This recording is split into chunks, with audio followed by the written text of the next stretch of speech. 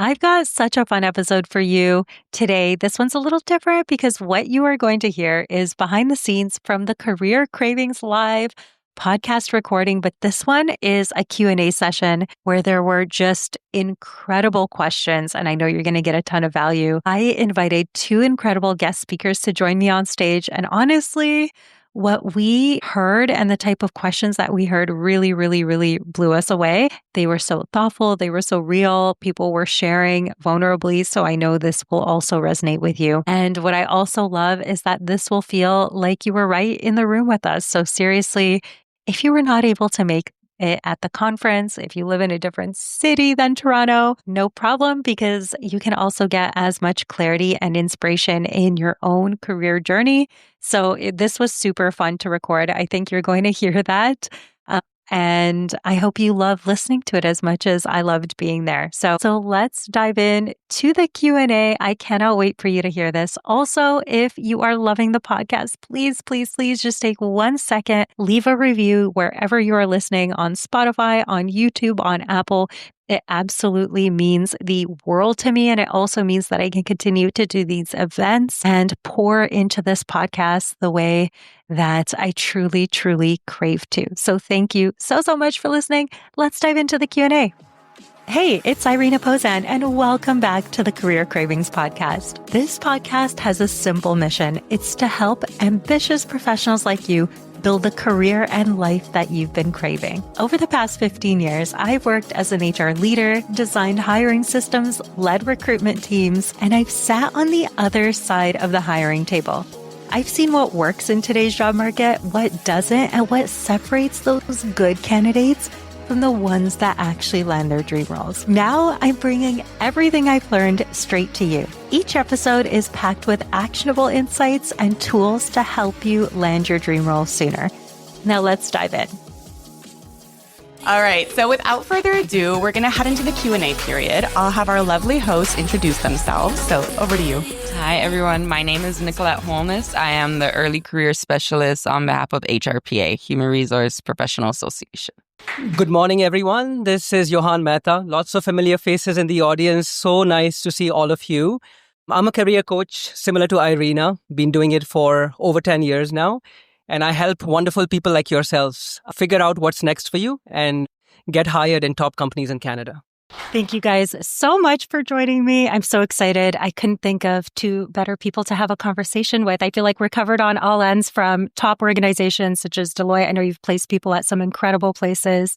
Nicolette specializing in early development and leadership development, and HRPA. I mean, we're all trying to get tips from them. So thank you both for being here.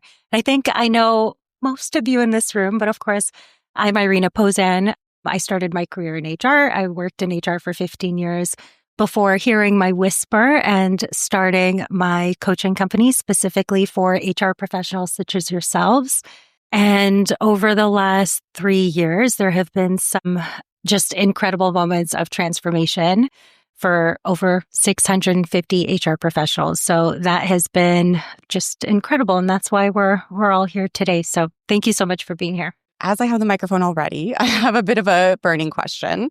And I think it really applies to today. We know that the job market is really difficult. I think it's a topic of conversation that you might even hear daily. How does someone actually land their dream role in such a difficult market? Okay. It's, right now it is more challenging than ever. Like we talked about, it is more challenging to get noticed, but people are still landing their dream roles, multiple offers. That is all still happening. It just takes a bit of a different adaptation. I think back to 2021 kind of era, anyone with a heartbeat could land a role.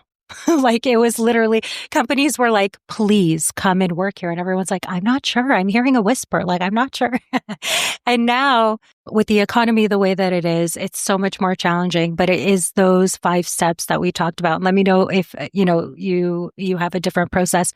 And I'd love to hear your perspective for younger people that don't have as much experience. But it really is that job search strategy. And what I mean by that is knowing the role and level you're targeting. That doesn't mean you have to only target one role. But let's say you're an HR professional looking for a mid-level role. That looks like business partner, let's say. Okay, amazing. You know generally what the competencies are at that level for that specific role. If you're targeting VP, we're talking about executive leadership skills.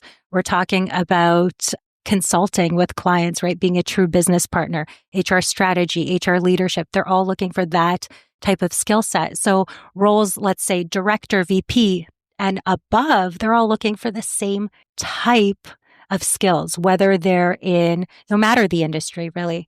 So knowing that and getting clear on the level, I think of it as like 3 levels to simplify: entry level, mid level, senior level. There's HR competencies that apply at each level. Then, of course, creating a resume that's targeted to that level. I never recommend creating a resume per application. You'll just never have the time in today's market, and it's just not worth it. But you can target by that level, right? Especially when you know you're looking for an HR role, right? I bet there's no one here that's looking for, I don't know, a doctor role, a nursing role, and an HR role, right? Like you're already pretty niched down into what you're looking for. And then what it really takes today to stand out is employers have a ton of options. So you're going to need really exceptional interviewing skills. That starts from the first impression, from the pitch, and that confidence to know how to answer all the way through to be able to generate options for yourself. And that sounds really simple, easier said than done, of course, but those really are the steps along with your profile. I know that's super important, and networking. So that's what I was going to definitely touch on. Networking. Your HR connections, I think, are going to be the biggest thing to help you stand out.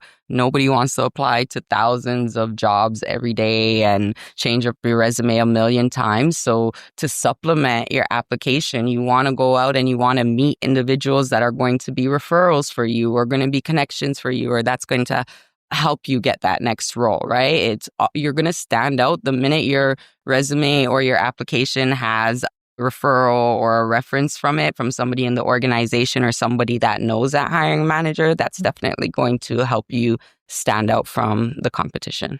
Absolutely. Yeah, I mean, amazing insights from both of you. Thank you so much. So for me, I think, before we even think about clarity, I think the first important step is mindset, right?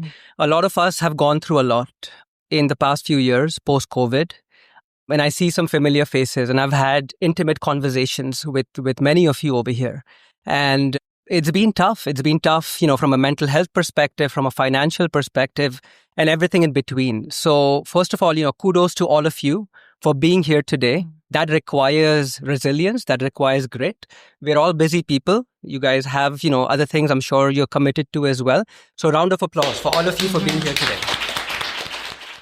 The market is tough. There's no doubt about it. I've been in Canada for 25 years. I've been working for about 20. I've never seen a market that is as competitive as it is right now. However, that's not in our control. There's nothing you can do about the market, right? However, what's in our control is following through, like Irina mentioned, through a specific plan with very specific structured steps. And it all begins with mindset. So I always say, it's mindset over skill set. And a lot of people have the best profiles out there, right? But they don't know how to have a conversation with someone, right? They're sitting behind their laptops for hours and hours, tailoring their resume so that it's a 90% match with JobScan and 80% match with this software, right? Like, no, that's not how job searching works. Job searching works by talking to people. So you have to put yourself out there, like she said, talk to people. But again, don't just have coffee chats with 100 people just for the sake of it, right? I don't like the term networking. What I like to talk about is building relationships and building friendships, right? I'm over here today because of a friend, right? She is a career coach just like me. But the reason I'm speaking to all of you today is because I made the time and effort to build a genuine friendship with Irina. Johan invited me to a networking event, relationship building event here in this space. And that's why I decided to do this. And we talked about it and locked it in. So yes, it goes both ways, and it's genuine relationships, right? That is what will get you hired instead of just those quicker interactions. That's like, here's my resume. Can you refer me now? No. Yeah. Right? And I'm very big with relationships, right? So in fact, I have, worked for some of Canada's top employers. And I'll tell you that for none of them, I had to submit a resume. Right? I mean, yes, I've had the privilege of being in the country for longer than most of you. That's fair. I have had that advantage. But at the same time, it's really your personality and it's really your mindset and your approach, which will get you interviews and which will get you offers. Yes. Nothing to do with your resume, nothing to do with your LinkedIn, right? Obviously, you have to have a decent enough resume and LinkedIn profile, but the hard work starts after that's done. And who are you connecting with? How are you approaching them? Are you approaching them, like Irina said, from a transactional perspective? I'm looking for a job. I've been struggling. I've been unemployed for 2 years. They're looking for Canadian experience. I don't have any. Nobody wants to hear that. People have their own problems. Yes. Right? So be optimistic. I love that so much. And the way I like to put it is like the most qualified candidate does not get the job, but the person that can articulate their value the best does. And we often think the person that got my dream job, they must have been, had all of these things. And sometimes I'd actually love for you to do this exercise. Go check who actually did get that job you really wanted. Like a month later, once they update your LinkedIn, you might be surprised. So I've landed roles without having all of the competencies. Like I've landed leadership roles without having leadership experience at one of Canada's biggest employers, Bell Canada, huge, amazing organization. Loved it there, stayed there 7 years.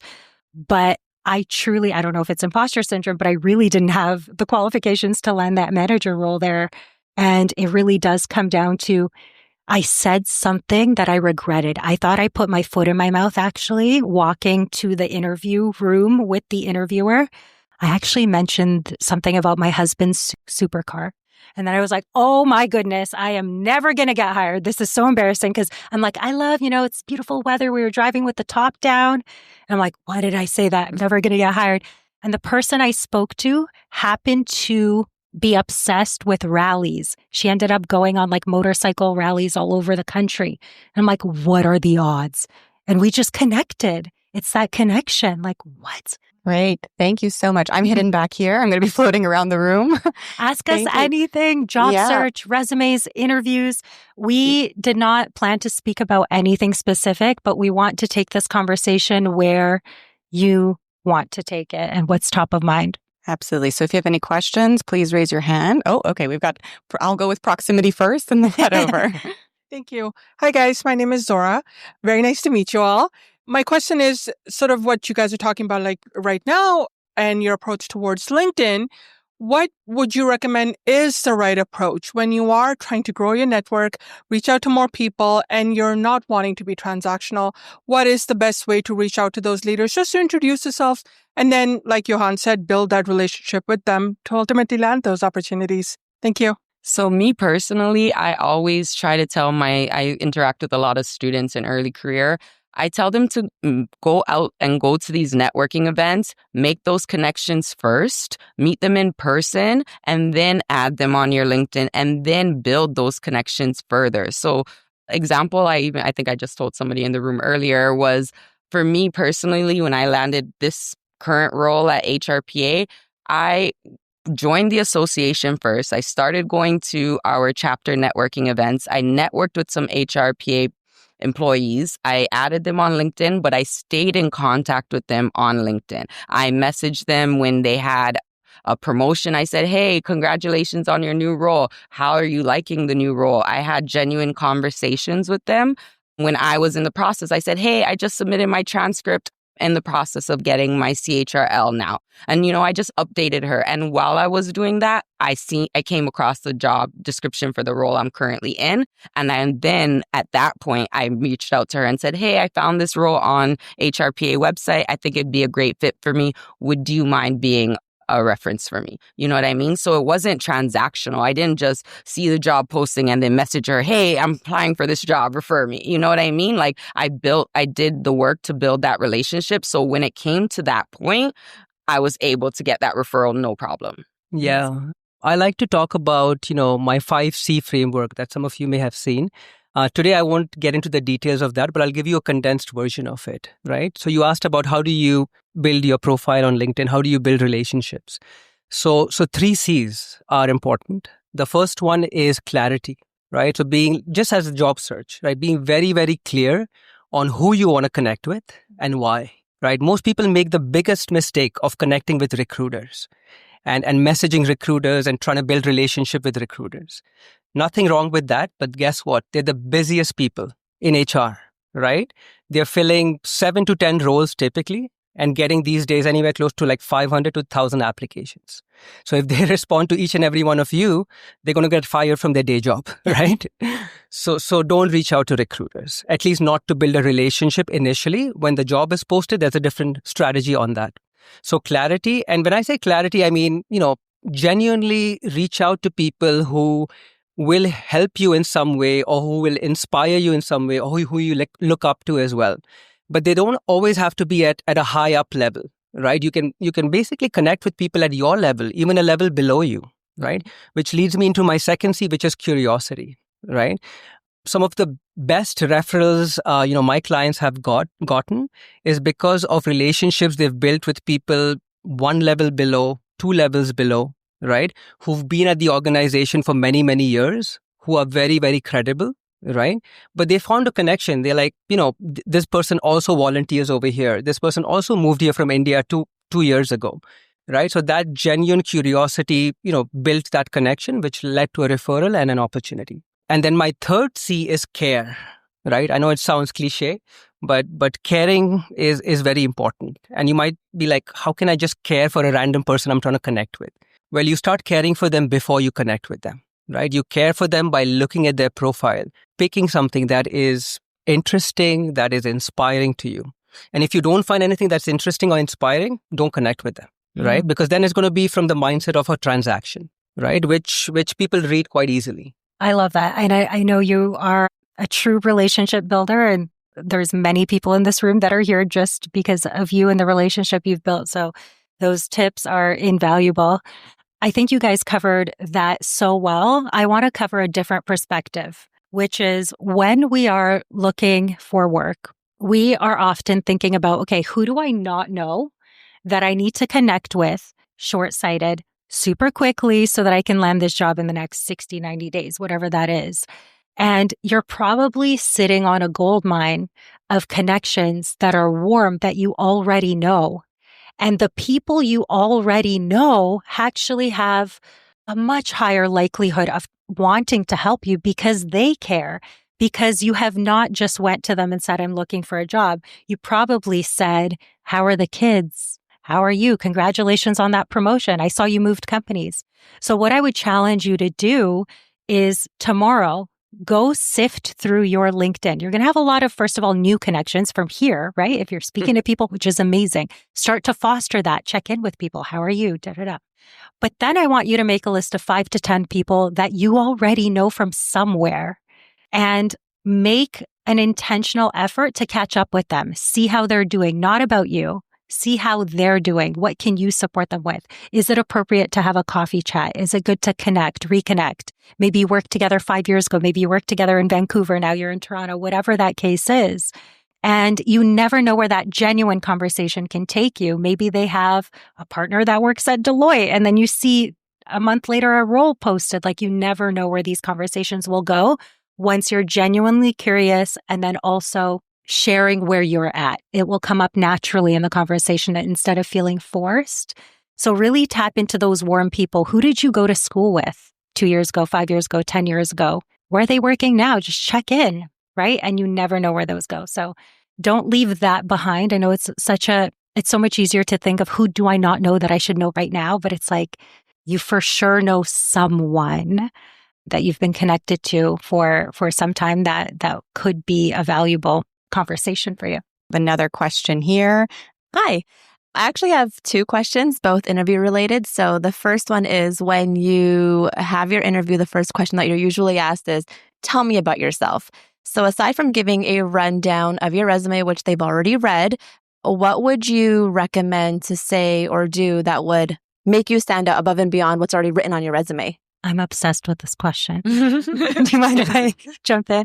Okay, if you are a client, you already know this, but I'm obsessed with writing pitches for my clients because it determines, it's so silly and it shouldn't be, but like your first minute or 2 often determines if you're invited to the next stage. And If they ask, guaranteed, like 99% of the time, your first question after a little bit of an icebreaker, like, how are you? How's the weather?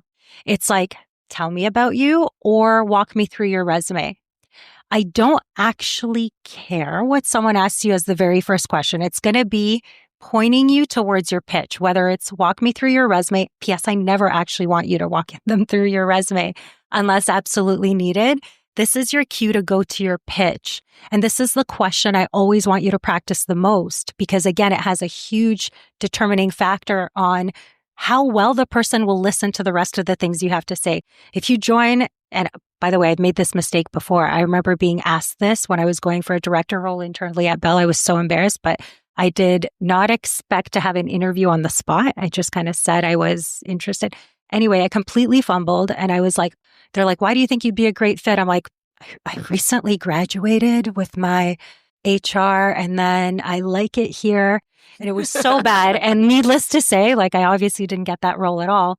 So then what I did was spend the most amount of time practicing that response. I want you to open with a statement that hooks someone in. Say keywords from the job description. It's less about what you've done and more about how you are in perfect alignment with their role. So grab them with a statement. For example, I'm an HR leader with over a decade of experience in all aspects of HR, including XYZ, talent management, blah, blah, blah, whatever those things are. Then I want you to go through your journey. You talked about walking through resume. I don't want you to go on and on. Like this should be 90 seconds max, even if you have 20 years of experience, and you're just going to highlight 3 of the most relevant roles for that position. Because let's say you were a recruiter, but now you're a business partner and they're looking for a business partner. They don't care that much about the recruiter one, unless it's like the same industry. So like really focus on the roles with perfect alignment and then close it off with like answering. They're probably thinking other questions like, why now? Why are you looking now? Like, why you? Connect the dots for the recruiter. So tell them why you'd be a perfect fit at the end, because we might assume this recruiter, this hiring manager has spent 2 hours reading every word on the resume and like, guess what? They didn't. They might even have called you for this meeting and then lost your resume and never looked at it again. So like connect the dots about why. Is it because you've worked in a similar industry? Is it because you have every competency on the job description? Why you? If you do that, 80% of the time you should be moving on to the next interview stage because they have already qualified you. They have screened you in based on your qualifications, right? They already know who you are. Like if some people are like, maybe it's that I don't have my CHRP. I'm like, but they knew that. They called you. But then when you talked, they didn't call you back. Right? So it's like, definitely not that. But what is it? Right? So that's kind of, I'm obsessed. So sorry for that long-winded answer. But no, I mean, I agree 200% with everything Irina said. I would just add that, first impressions get formed very, very quickly. Right? I always tell people, once you step into that interview, your resume is garbage. They don't care about your resume. The reason you're there is because they've taken the time to review your resume, right? Maybe not as much in detail these days, but they have taken the time to basically qualify you for the role, right? Now, basically what they're looking at is, can this person communicate? Can they do it in a concise way? Mm-hmm. Are they compelling? And can I put them in front of my customers and clients? And will they make me look good? Right? So that's what matters. I always tell people that there's always a hidden question behind a question. So for example, when they say, tell me about yourself, they don't care where you came from, who you're married to, how many dogs you have, how many kids you have, how many wives you have. Like that, all of that doesn't matter, right? Gee. So yeah. They don't? They don't. That's maybe later on, once you get the job, that could be interesting conversations. But really, the tell me about yourself. The question behind that question is why should we hire you, right? Within 90 seconds, you have to come up with such a compelling script that completely blows them off their socks, right?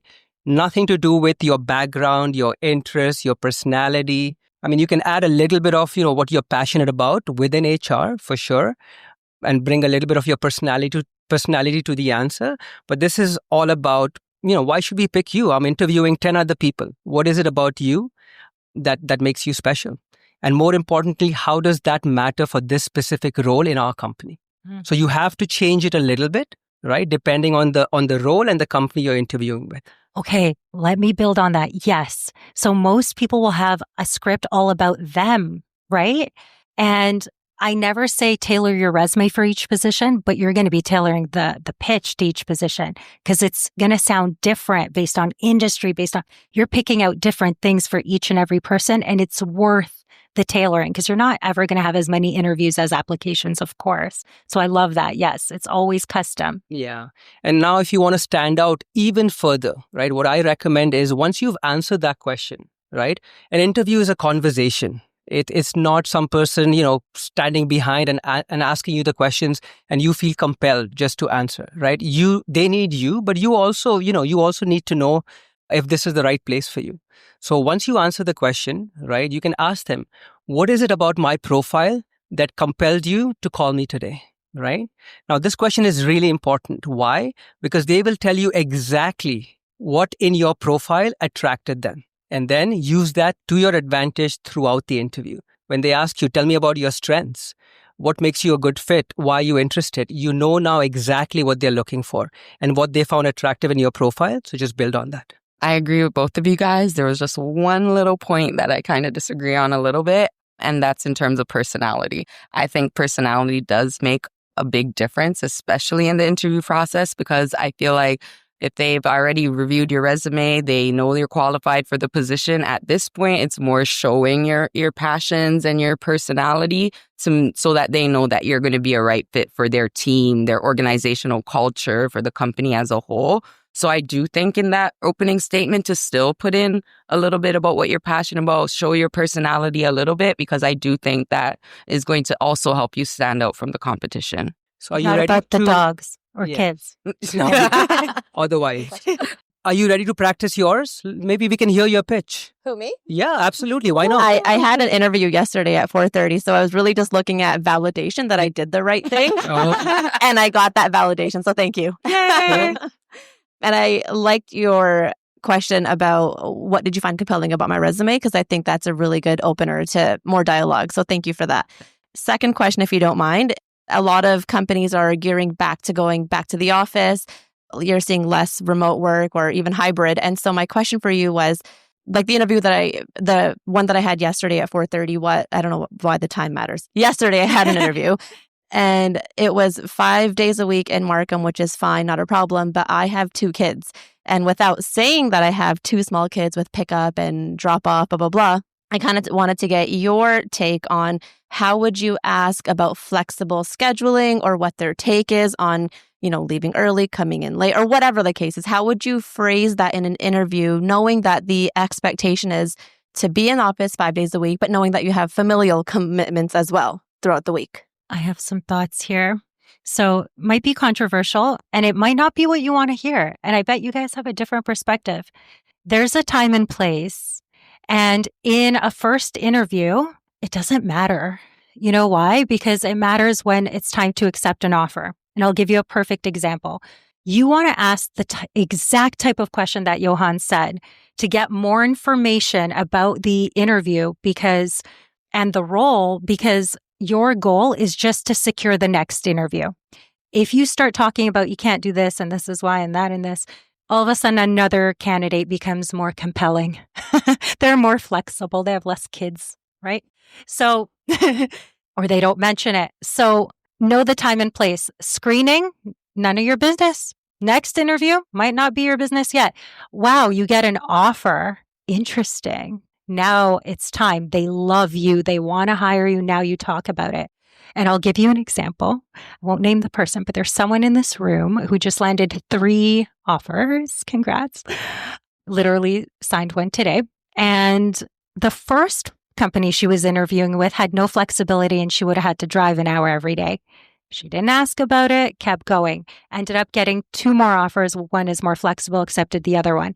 But generating options for herself. Ooh, now it's like you could go back to the company at the offer stage and be like, I'm so interested to work here. However, this is my situation. Is there flexibility? And at this point, they're like, we don't want to lose her. She's got 2 other offers. And it's just a better negotiating tactic. So I say it's none of your business. early on, and then later you can figure it out. But I know it keeps us up at night. We're like, I don't know, can I really do this? But you don't have an offer yet, so you don't need to make that decision. Your goal is just to get to the next interview to learn more, to see if it's a mutual fit. In the end, it may not be a fit for you. No problem. The director role that I landed was also in office, in person, in Etobicoke. That was like a really long drive for me. And at the very final offer stage, that's when I started talking about flexibility and got it. But originally they were like, heels were dug in. They were like, absolutely not. This person needs to be sitting in this dusty chair all day. Like, absolutely not. And then in the end, I was coming to the office once a month. So things could be negotiated when they love you and they want to hire you, but not when you first meet. I agree 100%. Yeah, same. I mean, I get a lot of people, asking me, Johan, I am 5 months pregnant. Should I tell the employer? I'm going on vacation for a month. Should I tell the employer, right? Whatever the situation might be, agree 200%. Don't mention any of that until you get an offer. Not a verbal offer, a signed offer, right? Because once you get that, the ball is in your court, right? They absolutely want you. They don't offer to multiple people. It's just you who has the offer. So now you can, go back to them and negotiate that, right? And they'll be so much more receptive. Thank you very much. I think we have a few more questions. Yeah. So I'm the one with the 3 offers that Irina was talking about. Thank you. I don't really have a question, but there was something that you had said that I wanted to kind of agree with and reiterate. But my journey was that I was laid off back in December, and I decided to join Irina's group, I believe in April. And so it feels now sitting here with an offer, I'm like, oh, that didn't seem like a lot of time, but in it, you just feel like nothing's happening. There were no interviews, there were no callbacks. It was very discouraging. And, my advice is just kind of stick with it and it will come. And your perfect position just isn't ready for you yet. But when it is, it'll all make sense. Yes, I was able to leverage the current position that I've taken the offer with because I had other opportunities that I could weigh my options. But going back to what you were saying about personality, so this position that I chose, when I sat down with the president, the position was a manager position for HR. And when I sat down with him, he didn't have any questions for me. Nothing was written down. He had my resume in front of him and he said, your resume is great. I want to know about personal fit. So I want to have a conversation. I don't want to interview you. I want you and I to talk and I want to explain what we do here, what my expectations are. And I want to know if that's a fit for you.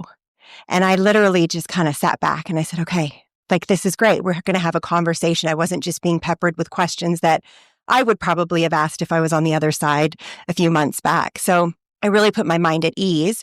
I mean, we talked more about the work and the expectations, but there was a lot of elements of personal fit and, what is your family life like? What is your flexibility?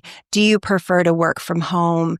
What is your expectation for being in the office? I was asked those questions because I think at the end of the day, when it's time for offer, to hear, I can't come into the office or, I need this flexibility. And if they couldn't offer it, they're starting again. Yeah. So I think that investment of back and forth dialogue is really important. And it made me want that position more than any other position. And then when I received the offer yesterday, the title of the position is director and not manager. So biggest congratulations. Yeah. She was telling me I got goosebumps all over my body. I'm like, yesterday you got these offers. Amazing. Congrats. I love that. Great. And I love what you said. So it's like the mindset. Your mindset this week shifted. And you wrote me a message that said, it's been a couple of trying months. I'm so hopeful. I know something's coming. It was a very positive type of uplifting message. And look, 3 offers now out of nowhere. So huge kudos to you for sticking through it, being so resilient, being so positive. You crushed it. So Amazing. I love that story. I'm like, I need to tie this in. It went with the story. I know. Yeah, you were onto something. All right. So I think we had another question here. Thank you. Hi, everyone. I'm Ekta. I have a couple of questions, actually, and they're about 2 completely different things. The first one is more because I'm curious to get you guys' take on this. And I'm sure there are a lot of experienced HR professionals here. What's your take on acquiring credentials that may be unique to Ontario, for example? Specifically, we have a representative from HRBA here, and I'm sure a lot of people in this room have credentials or degrees from other countries, right? Just to give you an example, I myself have a master's in HR from the UK. I also have an SHRM-CP, and I'm now having a CHRL. And I'm all for HR professionals keeping up to date and making sure that you are continuously developing yourself. But I'm just curious, as industry professionals, what's your take on having to go through those what feels like loops sometimes, and how beneficial it really is in your job search journey or even in your career planning journey? No, definitely. So as we all know, the designations are not mandatory. So you do not have to have a designation in order to practice HR. However, about 75% of HR professionals in Canada do hold an HR designation. So for me, I talk to a lot of students in early careers. So I tell them to view the job descriptions that you're interested in. That's going to tell you what credentials you need. If the job description says that the designations is required, then you're going to need it in order to get the job. If it says it's an asset, then it's going to help you stand out from the competition, especially like they mentioned in this market right now, it's very tough. So the more things that you have that's going to help you stand out from the competition, the better. That's my take on it. Very good advice. Yeah, no, I agree. I think, a lot of people just take certifications for the sake of taking certifications, and there's absolutely nothing wrong with that. Some of us, we just love learning for the sake of learning, right? Which is perfectly fine. But I agree 100%. Look at what profile you want to go after. Right? Not just one or two job postings, look at 20 of them, right? If the CHRP keeps coming up in like 70, 80%, that's your answer. Like you have to go for it. CHRP and CHRL are not the only options, as most of you may know, right? There's the RPR if you're focused on recruitment, right? Sure. So, there's so many options. Yeah. No, I love that. And I want to go back to something you said, which is the question behind the question. So why is that on a job description? It's not legally mandated. So why are they asking? Well, they want to know, are you someone bright? You have a master's, you have all of this education. Are you able to learn in that environment, right? So that's part of it, I think. Are you committed to HR as well? Your master's is in HR. You've worked many years in HR. So it depends on your profile, how important it is, because it's a really nice to have. Like I have my CHRP and I'm glad I did. But when I didn't for the first, up until the manager level, I never had it. I waited to be in that role, and then my employer paid for it and it was great. And, I'm really happy I have it now, but it didn't change anything for me. Like when I did get it, my callback rate didn't change. I didn't get more offers, like nothing happened, but I'm glad I have it. If you're someone who has maybe a different profile, you're pivoting into HR, you don't have a ton of experience, it becomes even more and more important. And I think it shows also continuous learning, right? Which is it's just an asset. So I would think of like the question behind the question. How would it make you better at your job? Why does it prove you could do better in that role? And it often comes down to those things instead of the actual designation itself, because it's not like accounting where you need to have like something very specific. But with your profile being so educated, I feel like you check the boxes already. And if you have the time to pursue it and do it, by all means, but I would not put all of your expectations on like, when I get this designation, it's just going to be easy now. I did. And thank you for that. And just for the record, it's really fun studying for the CHR. It's for real though. It can be a bit tiring, but it is worth the effort, just in case anyone's planning to take that up. I guess my second question, I'm going to fast forward a few steps, but I don't know if anyone else has had this experience, but I've, on a couple of occasions, walked out of an interview feeling really good about it.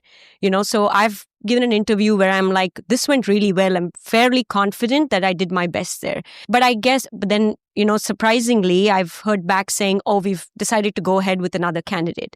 I guess the question for me here is, when and how is the best time to request for feedback? Because when I have done that on maybe a few occasions, unfortunately, either I have not heard back or I have gotten a very generic, ChatGPT template, or we've just decided to go ahead with another candidate. And this is me asking the question, being fully aware that as an HR professional myself, recruiters or hiring managers interview so many people, review so many applicants. They may not always have the time to get back to you, but just your thoughts on what would be a good way to get some feedback. So, you could probably use it in your next interview to do better. So, yeah. So my thoughts are, I think back to like the training programs I've created for hiring managers on giving feedback to candidates. And it often was like, don't get us sued. So it actually sounded a lot like, well, if you think of legally the reasons in Canada why you could not hire someone, it's just because they found a more qualified candidate. They can't possibly say because you mentioned you had kids or you're 5 months pregnant or whatever else. So the reason I share that is because you don't often get genuine feedback. You might 1% of the time, but otherwise they can really only say we went with a more qualified candidate, and there's probably things underneath the surface. Or sometimes you might learn they went with someone internal and you were the best, but like they wanted to retain the internal person. Sometimes there's politics involved.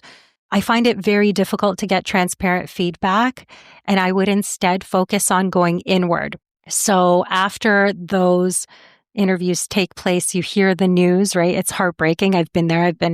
Like one time I was rejected for 2 director roles in 1 week. I thought I was getting both offers.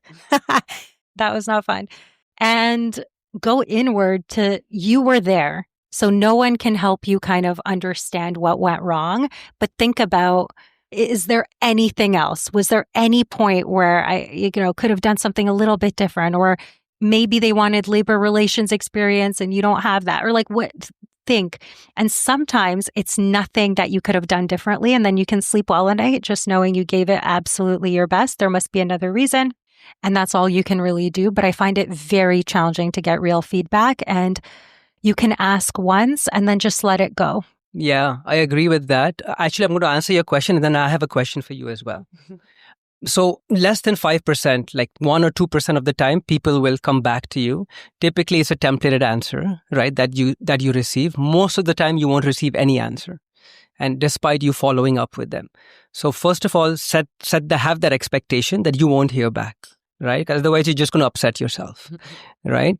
The second is, as human beings, we think and we perceive a certain way, which may or may not be aligned with how the other person has perceived you. Like I've had so many people who felt they crushed the interview, right? But didn't get the offer. And then sometimes people are like, oh my God, I didn't answer this question and I messed up the salary question, and they get the offer, right? So, there's not much you can do once you have gone through the interview. I would say just write down your reflections, like what you did well and what could be better next time.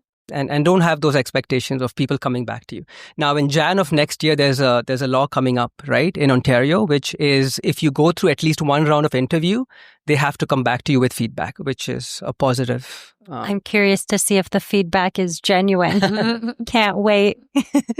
So ironically, I've actually had this exact scenario happen to me. And I actually did get the feedback, but it was because it was a government role. So if you are applying for the government, they have to give you, if you request it, they have to give you feedback. So if you do apply for any government jobs, yeah. Was it useful, Nicolette? Was it useful? So it was useful because I got to know what I did wrong. It was literally just one question that I didn't, like the format of the question. Like it was a big, like, I had to do an assignment for it, right? And then I had to submit it. And then we had the interview after. So they really broke down like in detail exactly what I did wrong on that specific question. And that was the only thing. So I think it was helpful because, yeah, I got to know what I did wrong. But it was also kind of traumatizing for me because I'm like, oh my God, one question wrong and now I don't get the job. So pro and con, I guess. Government is so interesting because they often have the most structured process, and they've really trained people to remove all the bias. Yes, 100%. They've learned, but many smaller organizations just don't have the capacity. Exactly. But it's so structured, you feel like you're interviewing with a robot. Like everyone in the interview, no one's looking at you. They don't laugh. They don't They're smile. writing things down. Yeah. And you're like, did I Am I here? You don't even, Are you here? don't even have that feeling if it went well or not, because you're just like, oh, they were like robots, like, honestly. But you got the feedback. But I did, yeah. And my question for Ekta is, so you finished CHRP, CHRL, Master, SHRM. What's next? Like PhD in HR? Like what's the next step?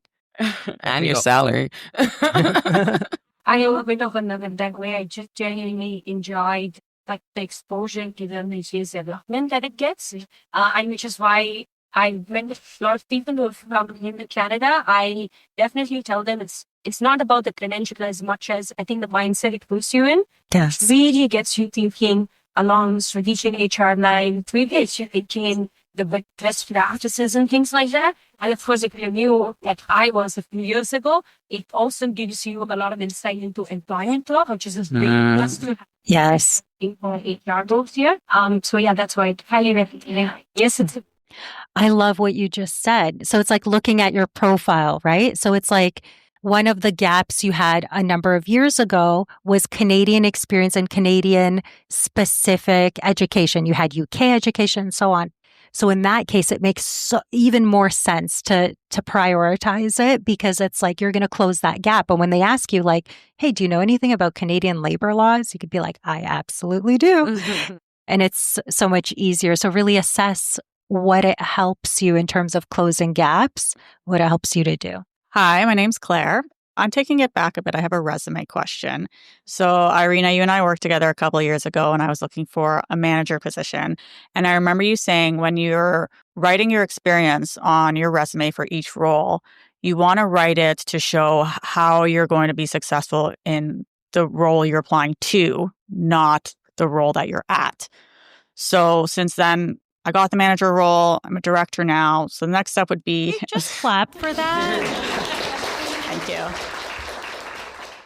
Yeah, so thinking next steps, it would be a VP role. So I'm looking at my resume and I'm looking at that earlier experience. And one, my resume is getting a bit long, so I know I need to trim it down. But what am I doing with that earlier experience? Because obviously in a generalist capacity, I'm not performing like a VP? Am I paring it down? At what point is it just a list? Is it just a statement? So I know this is kind of a more specific question, but what becomes the value of those earlier roles when you're later in your career? I love this. Okay, so we're going to work on this tonight though. But high level, when you're targeting the next level, you think about what competencies are they looking for? And interestingly enough, director and VP are very aligned in terms of its HR strategy, HR leadership. Maybe at the VP level, you now have like budget and like financial acumen becomes more important. So I would assess what is your most senior experience that you genuinely have that's in alignment with that next role. And then you're right. At this point, they're not going to hire you for the HR administrator role or benefits coordinator role you had like a decade ago, although it shows your commitment to HR and it's great. I'd probably just start putting a section at a point because you don't want to exceed 2 pages of like additional experience. Just have the title and dates, especially for you. I remember you were promoted so many times with one organization. So that's a track record of success. That's amazing. You want to have that, condense it and really focus on your most senior level experiences and like really focusing on that because that's going to be the best match to what you're searching for. But we're going to do it together.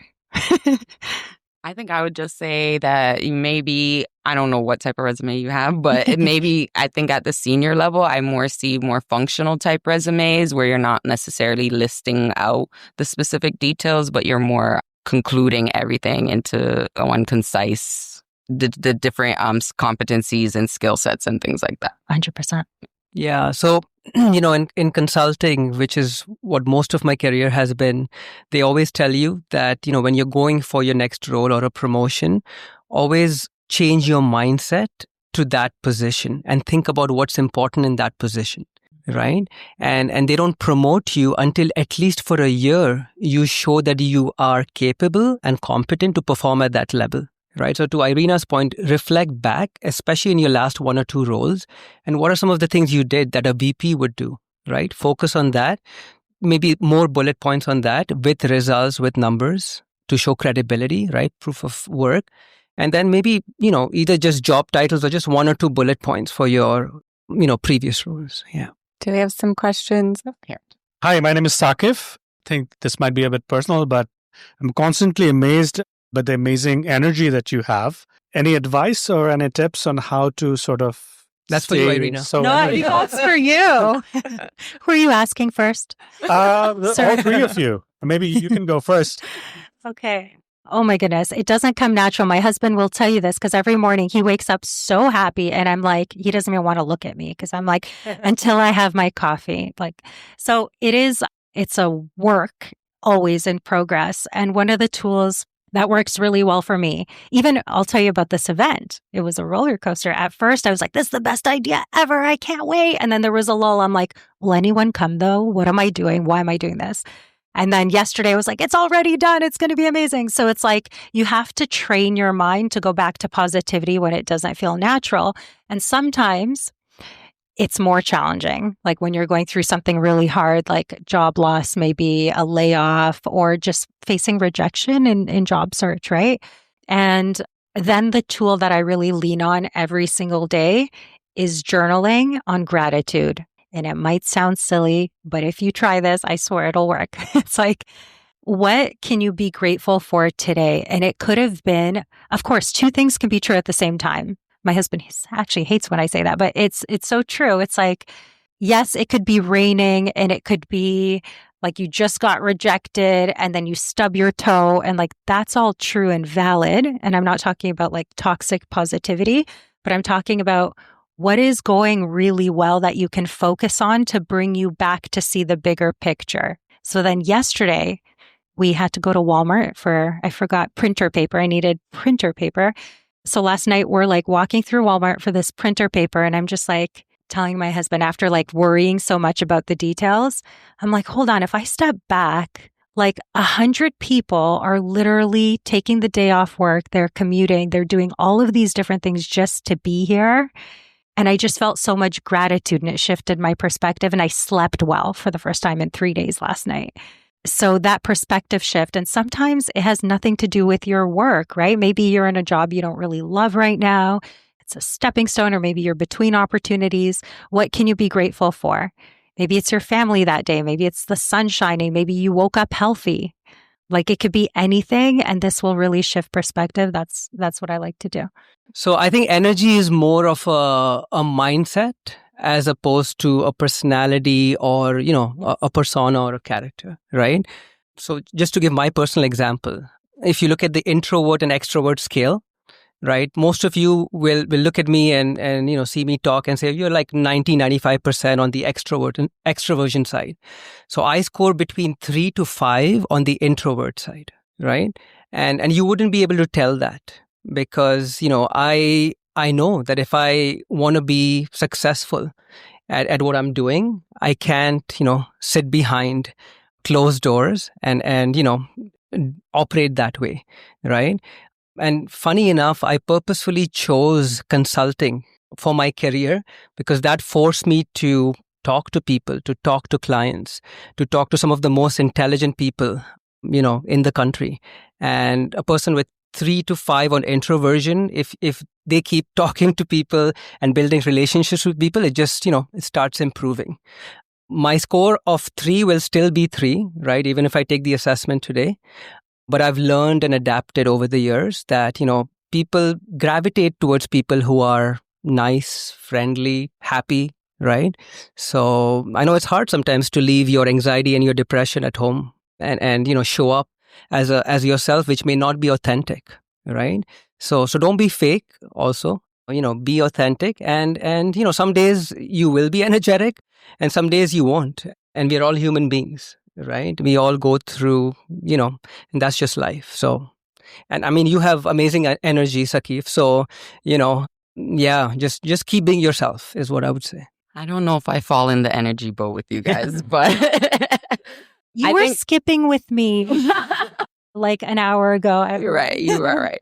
I think personally it's just about enjoying the work that you do or being passionate about it. I think previously I didn't really necessarily was in a job that I actually loved and really, I like going out now and interacting with students and early career professionals and talking about a subject that I'm passionate about. I think that's more where my energy comes from, is just enjoying something and being passionate about it. Like long time ago, I used to be a bartender, and it's so funny because my sister used to be like, how come you're so nice to all your guests and your customers at the bar, but you come home and you're such a lack of better terms. And I'm just like, they pay me money. They tip me. Like, what do you mean? Of course I'm going to be energetic and passionate with them. They're giving me money. You know what I mean? How did you turn it on then when it was time? I don't know. It's like I said, I was passionate about money. So the energy came to me. That's just how I look at it personally. You know, you mentioned something about North America, and in North America, we have a huge positivity bias, but I'm Eastern European. So if I went, and sorry, but like if you go to where we come from and you just start smiling at people in the streets, actually, even my friend from Paris, they're going to think you're very dumb or like there's something wrong with you. So it's like cultural too here. People want to work with positive, happy people. That's who they want to see Monday morning. They don't want to hear the sob stories every day about this or that or your cat or your dog. Like, so there's a bias. So it's important to get your energy right before an interaction. Like even, this might sound silly, but like before an interview, how could you get really hyped up? Like, can you play your favorite song and dance around and be silly instead of like re-rehearsing the salary question? So it's like, how can you show up as your best by using tools to shift your energy in like a genuine way? I have a playlist for sure. Right. I was just going to say the last thing that got me really hyped up was the Beyonce concert. Yes, I think of Beyonce. That really set my mood for the whole week. So, okay, this is going to be the dumbest thing I say all day, but I had a really bad day at work one day, and I come downstairs and I told my husband I had failed. And then he's looking at me and I'm like, I'm still a bad bee. And he actually laughed. And he doesn't laugh at my jokes often. I'm like, it just is what it is. It's fine. Got to shift. I don't know. There's bad days. I know we've got a burning question here, right? Well, first I wanted to make hi, I'm Christine. I wanted to make a statement, which I'm sure many people have noticed already. And I want to say it's absolutely incredible that you are having your very first in-person podcast. And I recognize that you have the strongest support system. You have your husband here, your mother, your sister, your best friend. So I just want to give an applause to them. So the one thing that can get me to cry today, it's like not the cancer story. I'm over it. I shed too many tears, but like thinking about like, yes, my support system, my amazing friends and family being here, like you guys agreeing to do this with me. And like, it's so special to me. And I forced them all to come. That's okay. I am sure that they really wanted to be here. So we already know what your gratitude journal is going to be about today. Yes. And for all of you for being here too. So I have a question. This is going back a little while ago. I had applied for an HR director role, and I had made one mistake during the end of the interview with the CEO, as he had caught me off guard with the, salary expectations. So I had spoken with a career coach after who suggested, okay, let's reframe into, if you don't mind me asking, what is the approved salary range for this position? So I learned that was the more applicable approach because I had given him my salary expectations. So he had come in, it was only $5,000 less.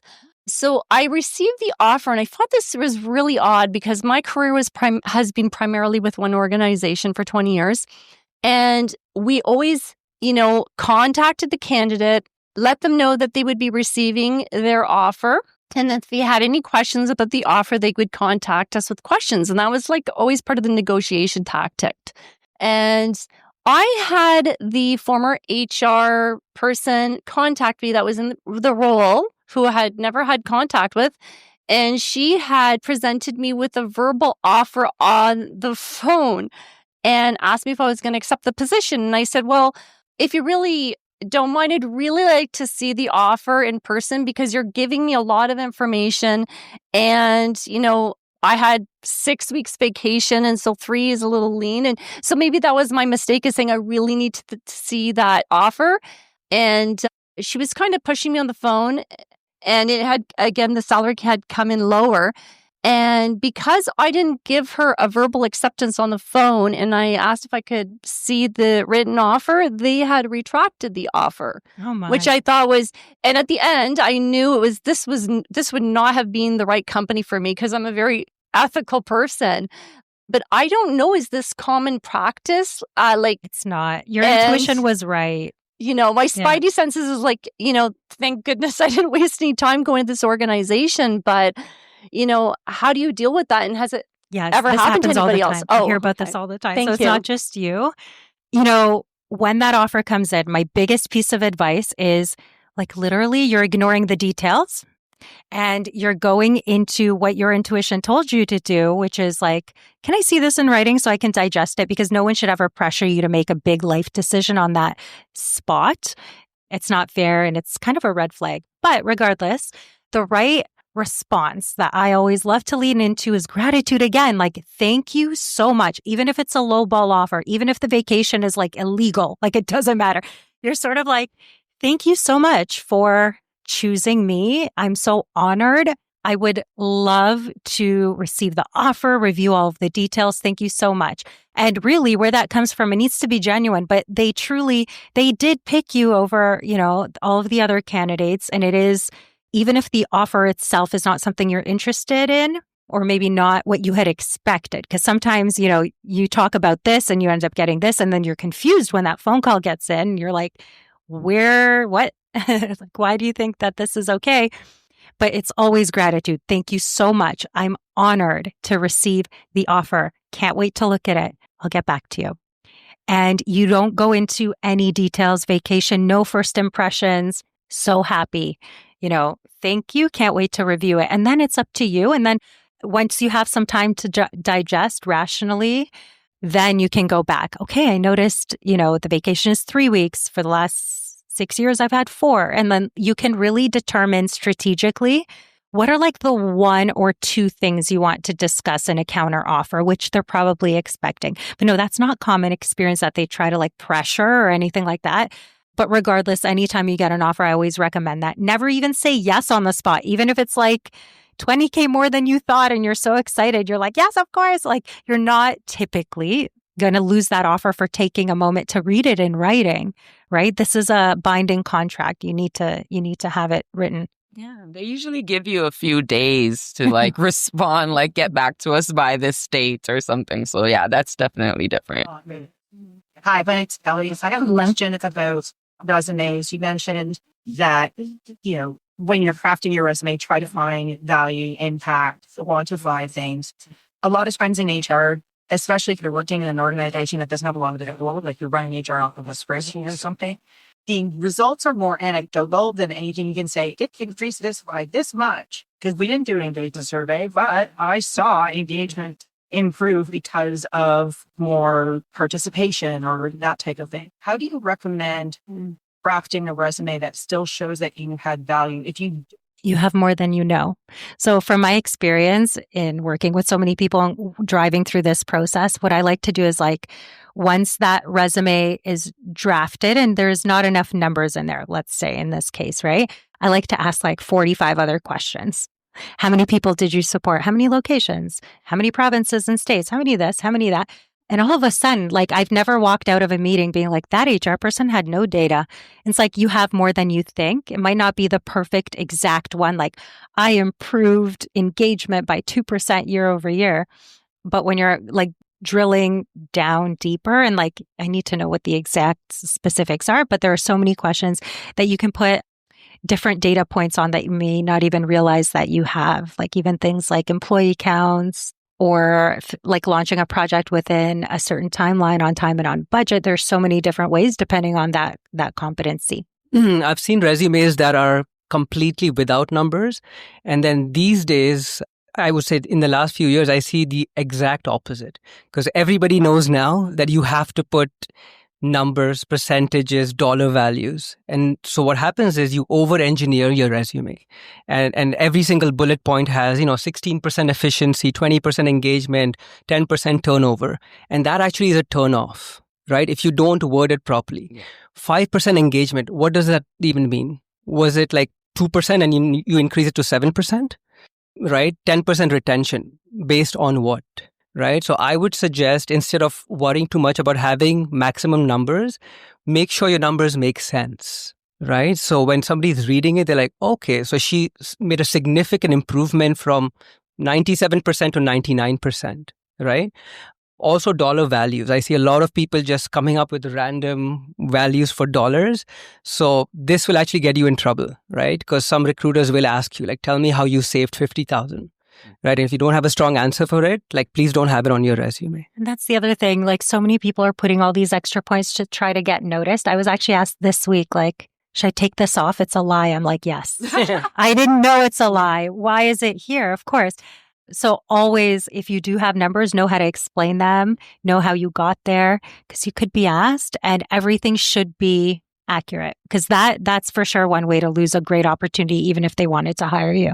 Yeah, I'll just add to that. It's just being able to speak on the points of your resume. If you know you did those numbers, I think it's fine for you to estimate and put those numbers there, but be able to explain it and say where it came from, how you got there, and just have talking points for it, then you should be fine. Oh, that's Burning a burning. question. That's a burner. All right. So I have 2-3 questions, but I'll probably compile it into One. We're going with the one. So we were talking about the numbers and all, right? In terms of increasing the percentage from X to Y or Z, right? So I had this experience. I had one experience with one of the recruiter wherein I was actually talking about the cost saving in terms of the vendor, right? Mm-hmm. So when I'm there in a direct sourcing or a strategic sourcing part, and how I save the cost for my organization being an internal TA partner. So the question that recruiter asked me, oh, wow, that's great. But did you work in a Canadian market? So I said, okay. So how do you address these questions when somebody is so specific in terms of, oh, you don't have Canadian experience? Being in TA, I think these are transferable skills, right? If you work in international organizations or a multinational, you understand the jargons and terminologies. How do you address your cost-saving efficiency? How do you address TTF or a cost or time to offer and whatever? How do you address these questions when they ask you specific, oh, you don't have Canadian experience? And I had this personal experience with one of the recruiter wherein I, strategically highlighted my transferable skills, the global exposure that I had, the stakeholders that I have managed in North American as well as Asian market, along with the projects that I have drive in the organization. But still, at the end of the interview, like 45 minutes, the second call, I just asked for the feedback. They say, oh, probably the regional specific experience is required for this job. So how do you address these sort of questions in such a tough market? And what do you advise probably for an experienced immigrants? How do they align their international exposure with the regional specific requirements? You're right. This is 18 questions in one. I know. You are absolutely right. So short answer is that we all have blind spots. Every single person in this room, yours is that local experience, and many have that. Sometimes it's, I had blind spots. We all do. And you need to figure out what that is and then know how to answer that super confidently. And you practice that answer almost as much as your pitch that we talked about at the start, because you have to expect it. You will for sure be asked. If you have a 1-year gap on your resume, know that's going to be the third question you're asked. Or if you don't have any Canadian experience, know that it's going to be the question that you're asked. So an experienced recruiter always goes to blind spots after the tell me about you question. They'll dig into oh, I see this as a red flag or this as a red flag, tell me more. And if they've called you, they're genuinely interested. And it's not a red flag unless you answer raising suspicion. So you mentioned something in passing where you said you worked for global organizations and you've supported North American clients. So your answer would be yes, I have worked at global organizations supporting international clients for the last 10 years. I don't see this, differently. And then you'd build on that. So you would talk about, you mentioned those transferable skills. You'd lay that out confidently, but have a very specific approach to answering blind spot questions, because we all have them. And that's part of the method there. You help a lot of international people landing in Canada to find their first roles. What would you say? Yeah, I would say just ask the person, how did you get your first job? And they probably were an immigrant as well. Don't do that. Yeah. Yeah. So I would say instead of focusing on the negative, focus on what you have and the value and the impact that you can make at the organization.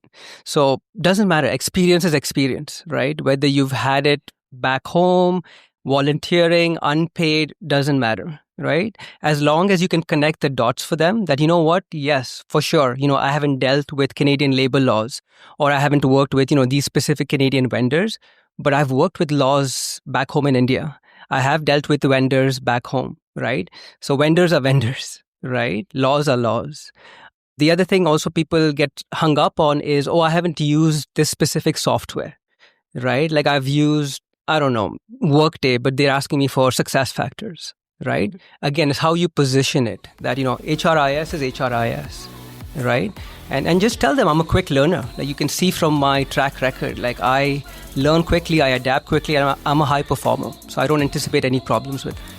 Thank you all so much. Thank you, everyone. Big round of applause. Hey, before you go, if you've enjoyed listening to today's show, I would love your support.